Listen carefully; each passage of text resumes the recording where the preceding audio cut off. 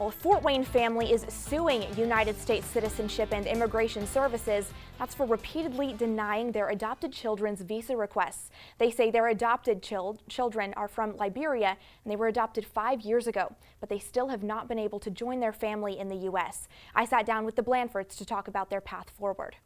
From the moment Fort Wayne parents Ted and Laura Blanford saw Cyrus and Anointed, they knew they belonged in their family. We cried when we saw them because they were just the sweetest smiles, the sweetest souls. The Blanfords adopted the children from Liberia in 2019, but their visa requests were denied. We got a second denial, a third denial, and a fourth denial. 5 years later, Cyrus and Anointed are still living more than 5,000 miles away from their parents and their 12-year-old sister, Isla. Their only points of connection over the last 5 years have been monthly FaceTime calls. They've had the most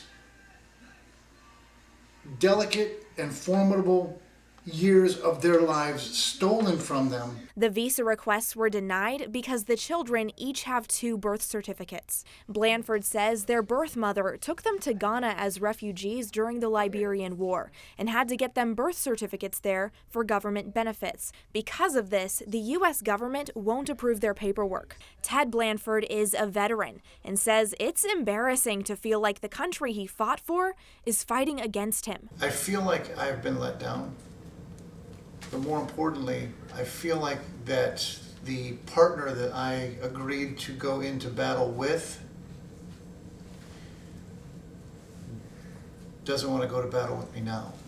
But the Blanfords refuse to give up. What Cyrus said to us one time during a call, when we said, "We're really working hard, son. We're going to be there. We're going to get you." He says, "Dad, don't tell me that.